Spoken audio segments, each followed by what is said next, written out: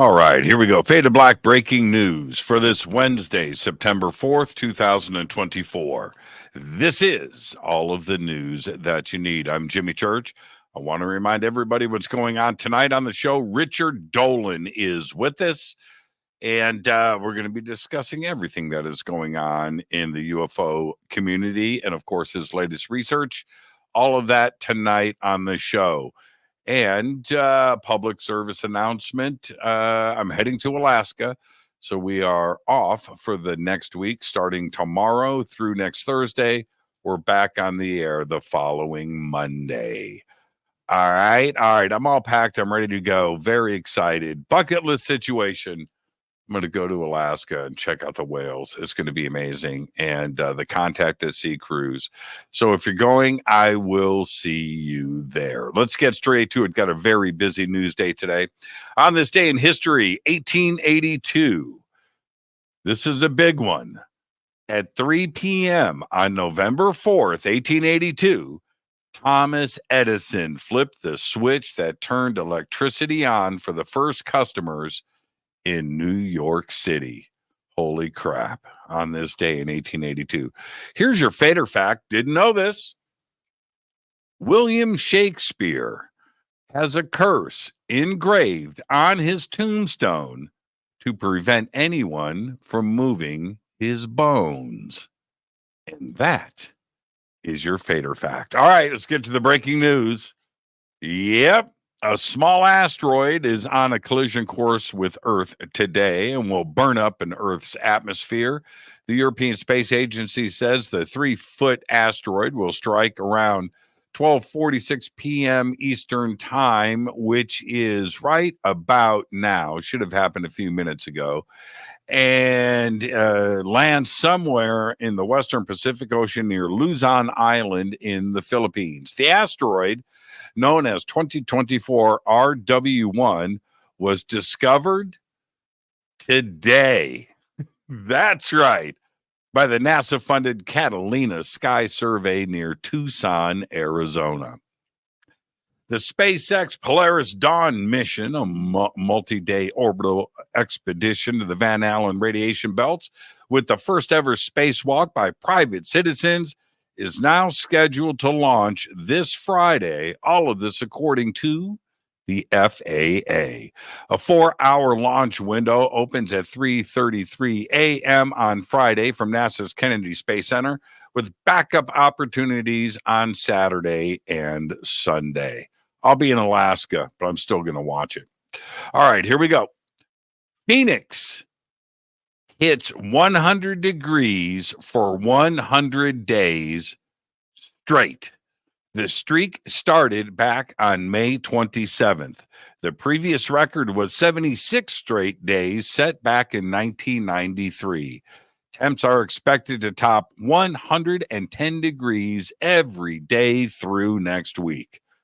I'm going to stop complaining about Palmdale. Queen guitarist Brian May just revealed today that he suffered a minor stroke last week, which temporarily impaired the use of his left arm, guitar arm. But he says he's all better now, though. He's all good. Now, here's a quote. Here's a quote. Just doing what I'm told, which is basically nothing. I'm grounded. I'm not allowed to go out. I'm not allowed to drive. I'm not allowed to get on a phone, on a plane. I'm not allowed to raise the heart rate too high, but I can still play guitar. Get better, Brian. Wow, it's incredible. Check this out. A U.S. Navy sailor has been detained in Venezuela. The service member is a U.S. citizen, of course, and was detained on August 30th in Caracas, according to officials. One of the officials said he is being held by the Venezuelan intelligence agency, SEBIN. Now, the word is, he wasn't AWOL. He wasn't on leave. He didn't ask for time off. And they don't know how he got there or what he was doing in Venezuela. Now, here's another fun fact. Americans detained in Venezuela are detained for an average of 5 years. What's he doing there? We'll find out. Reminds me of the North Korean mystery. Remember that? I think that was a Marine.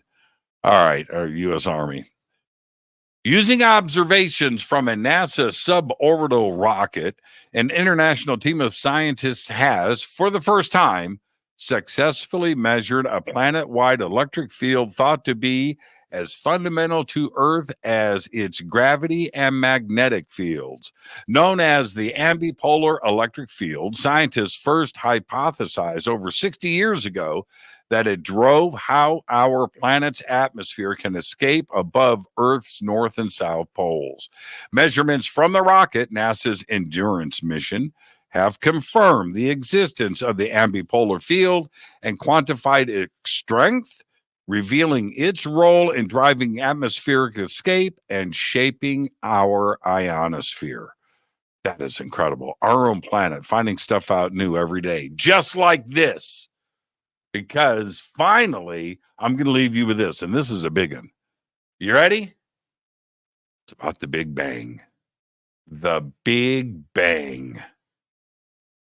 The Big Bang may not have been the beginning of the universe, according to a theory of cosmology that suggests the universe can bounce between phases of contraction and expansion.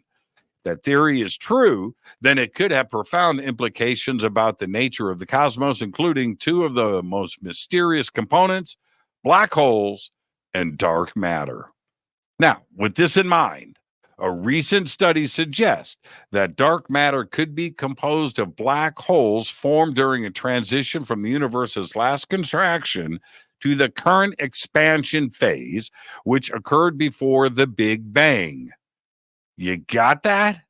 If this hypothesis holds, the gravitational waves generated during the black hole formation process might be detectable by future gravitational observatories, providing a way to confirm this dark matter generation scenario.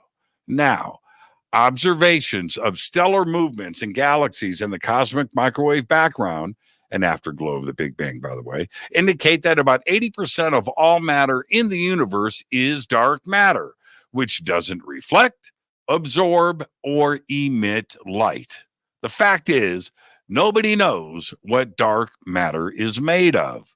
Now, in the new study, researchers explored a scenario where dark matter consists of primordial black holes formed from a density fluctuation that occurred during the universe's last contraction phase, not long before the period of expansion that we observe now.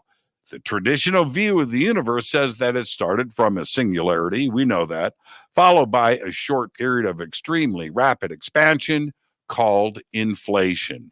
However, the authors behind the new study analyzed a more exotic theory known as non-singular matter bouncing cosmology, which posits that the universe first underwent a contraction phase. This phase ended with a rebound due to the increasing density of the matter, leading to the Big Bang and the accelerated expansion we observe today. This is crazy. This is nuts. And if proved correct, this changes everything. They published their findings in June in the Journal of Cosmology and Astroparticle Physics. Seriously. There you go. There's all the Fade to Black breaking news you need for this Wednesday, September 4th, 2024. Breaking news is produced by Renee Neumann. I'm Jimmy Church. I want to remind everybody tonight on the show, the one and only Richard Dolan is here. It's going to be another amazing, great conversation with Richard. I'll see you tonight. But for now, all I've got is go.